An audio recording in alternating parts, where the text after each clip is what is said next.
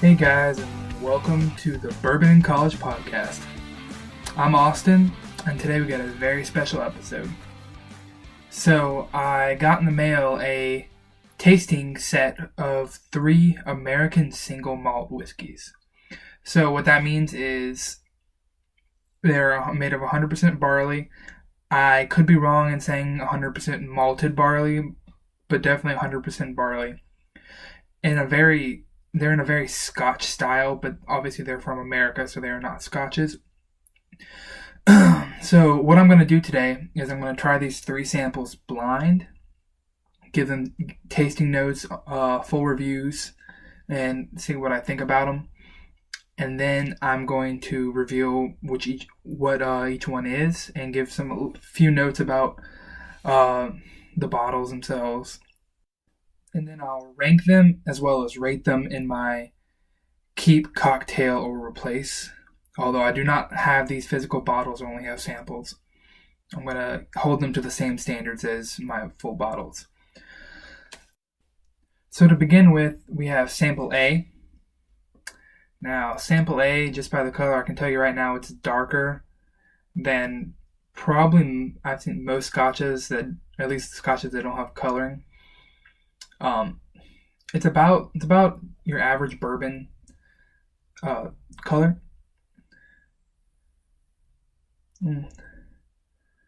It's definitely malty on the nose, but I wouldn't call it malty like a scotch would be. I'm not getting huge butterscotch notes like I would on a scotch. It's almost like a higher barley bourbon to me. If I had to guess, I would guess these are aged in either used bourbon barrels or new oak barrels, like bourbon would be. I'm getting some oakiness, a little bit of vanilla on the nose. Let's see what the taste has. I'm getting a lot more of the barley on the taste for sure, although it's definitely not like any scotch I've ever had. It almost has a sour beer flavor. Have you ever had one of those sour beers or a Brett beer, as they're known? It has a lot of that flavor. I wouldn't call it hoppy, but it has a funk to it. But I really enjoy it. It's so different from any bourbon I've ever had, for sure.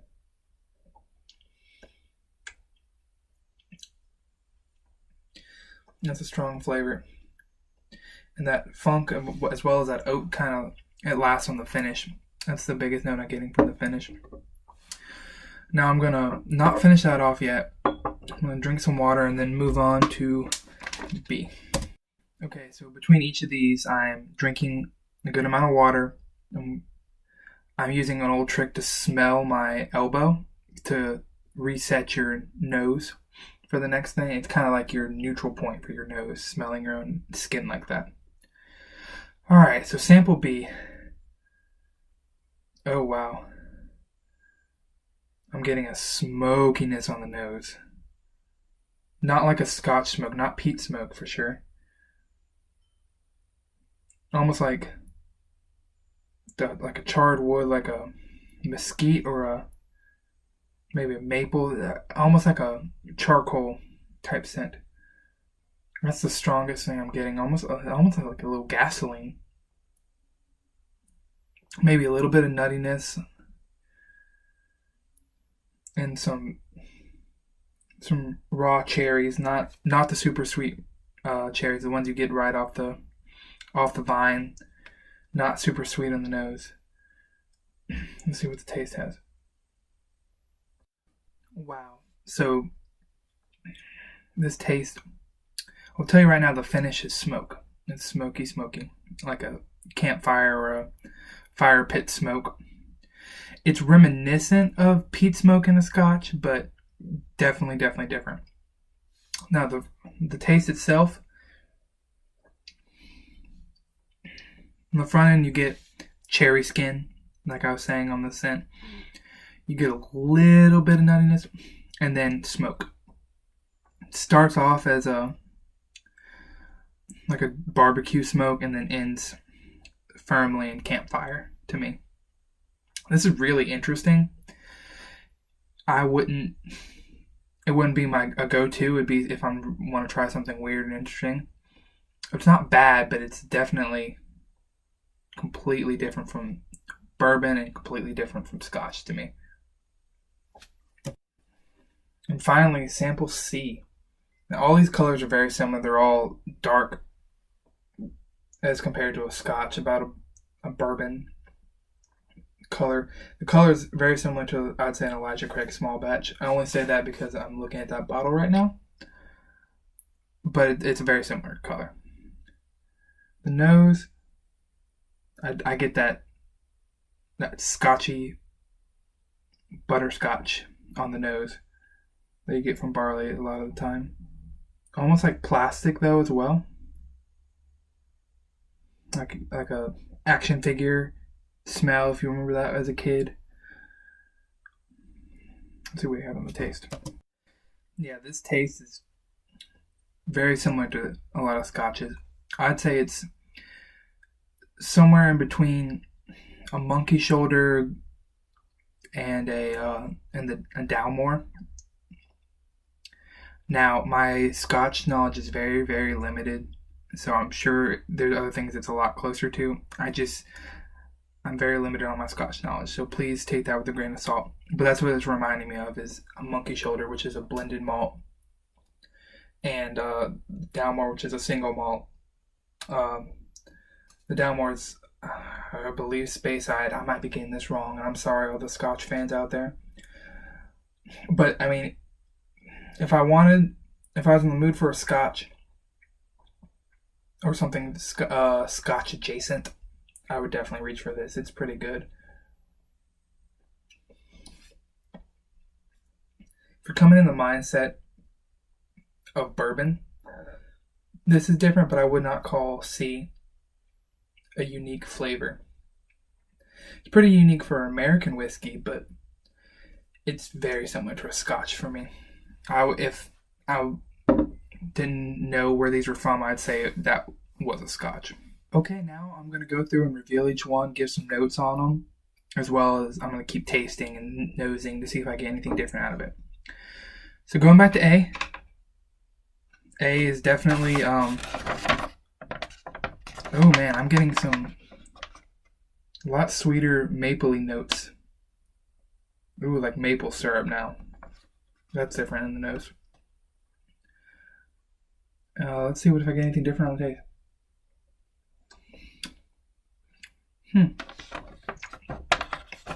No, it's very similar taste. That's a weird new note. Still get that sour beer taste to it. Let's see. Oh, so sample A is Westward American Single Malt Whiskey. It comes in at 45% ABV. It is non-age stated. The distillery is House Spirits, and it is matured in lightly charred new oak. So it's matured the same way as a bourbon, which is why I get some similarities to bourbon in this. But I'm guessing that funkiness is coming from being 100% barley. Tasting it now, I'd agree with that proof. That kind of makes sense.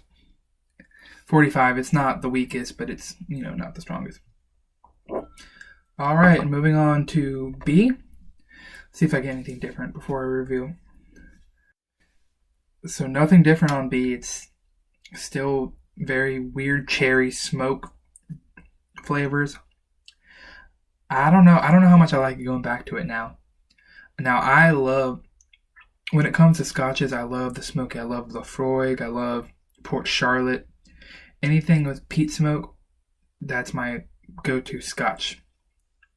This is smoky in a different way, and I'm not really enjoying it that much. So let's see.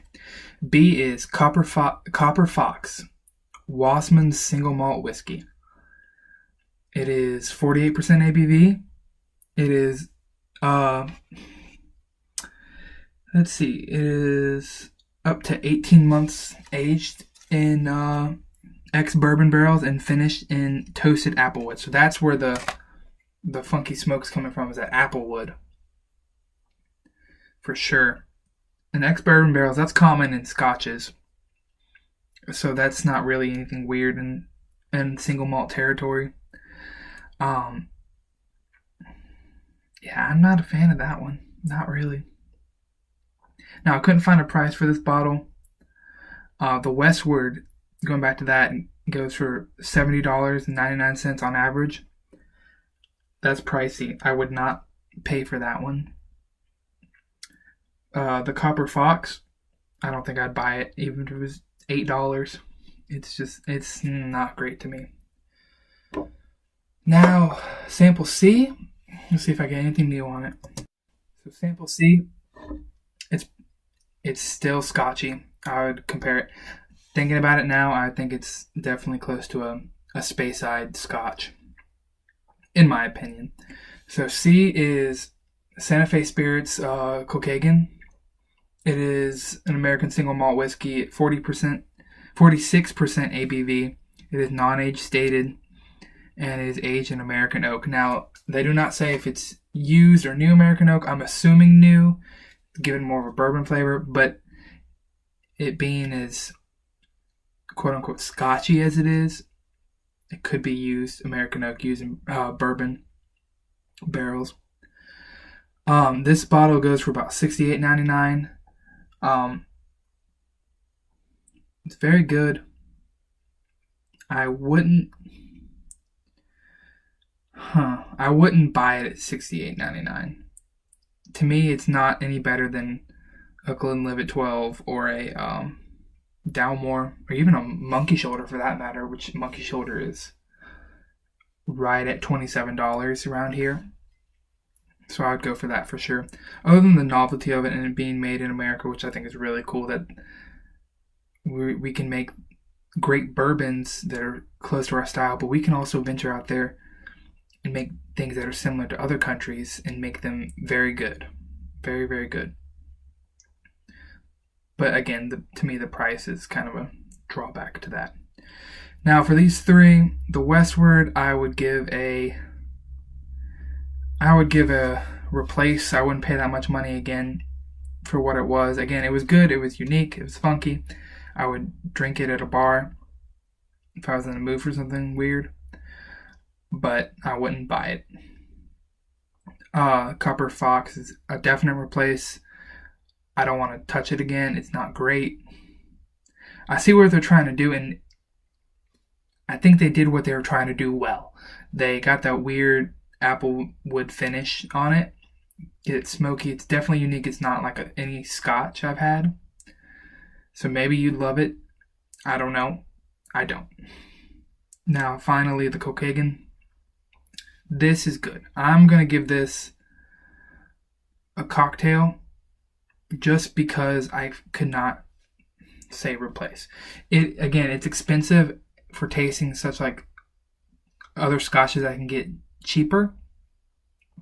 But the fact that it's made in America and it has that interestingness to it, I would want to have it on my shelf and I would want to share it with others. So I would put this one at a cocktail. So now, before I go, I'm going to try something a little weird. Since none of these three were my favorite, especially not the Copper Fox, we're going to make a little blend with what I have left and see if this American blended malt I'm creating is worth anything.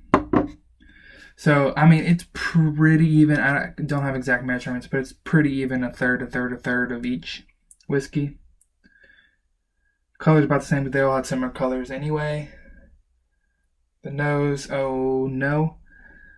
That smoky cherry sticks out. Just like if you're blending whiskeys, if you put an Islay, especially like a Lafroig in a blend, you only put a few drops because that smoke sticks out. I think it's the same thing with this smoky Copper Fox here.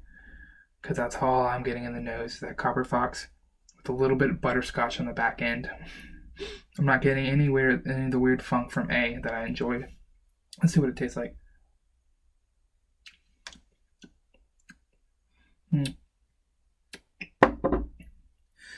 The smokiness isn't as strong on the taste, but it's definitely still there.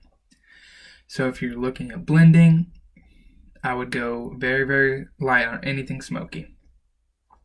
But I just do that for fun. They don't offer that as a blend or anything like that.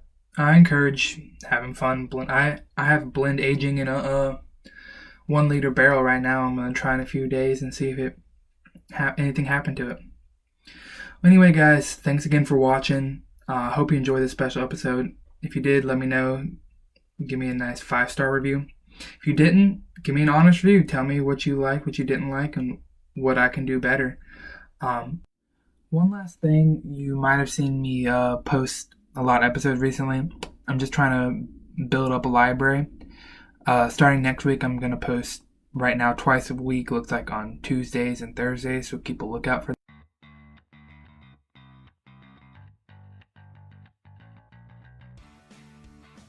Hey y'all, thanks for listening. Go rate and review the show.